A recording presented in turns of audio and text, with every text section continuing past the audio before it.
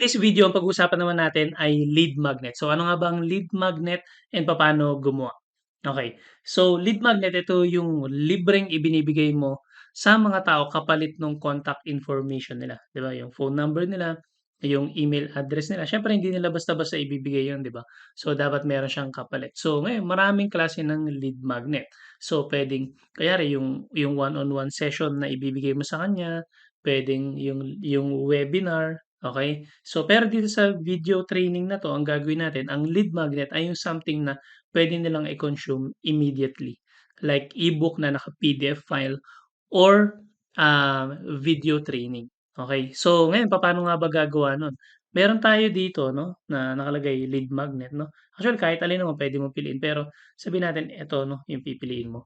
Tapos ay pili lang tayo ng magandang template. So, kunyari ito 'no, lagay natin, um lead magnet.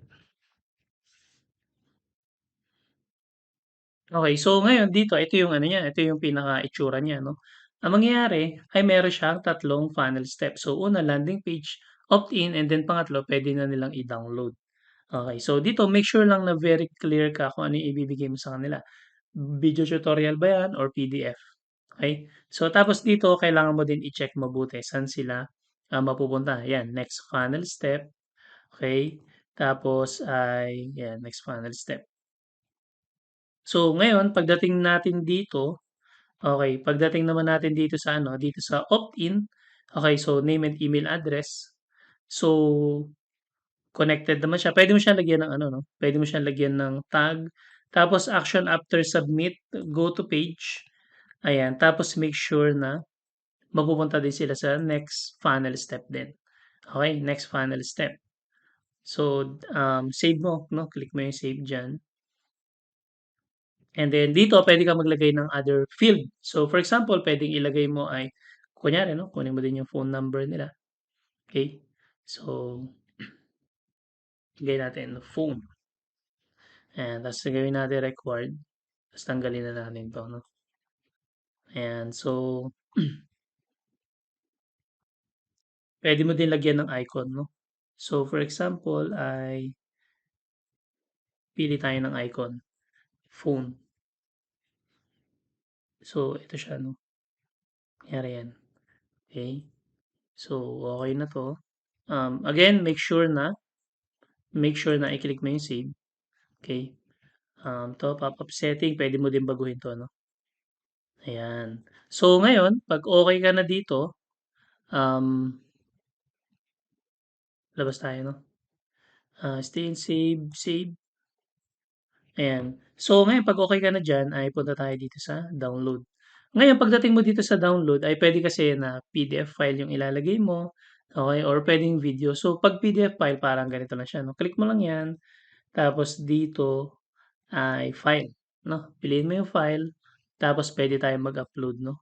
Let's say ito yung i-upload mo, lead magnet, okey, ta's click mo lang siya and then select. So minsan 'no lalabas 'yan 'no, na kailangan mo hintayin na ma-upload siya. So tapos click mo yung select and then save 'no. Ngayon kunyari ayaw mo 'to 'no, puwede mo siya i-delete 'no, click mo lang yung delete diyan, tapos puwede kang mag-add ng block. Pero hindi ko i-de-delete para makita mo yung difference 'no. So click mo lang yung add block, tapos let's say instead na PDF file, video yung ibibigay mo. So for example ito 'no, ito yung ibibigay mo sa kanya. So click mo lang yan, puwede mo 'tong edit-edit 'no, actually puwede mo din siyang tanggalin. Tapos dito, puwede mong ilagay yung mismong video URL mo kung nasa YouTube siya, ganyan 'no.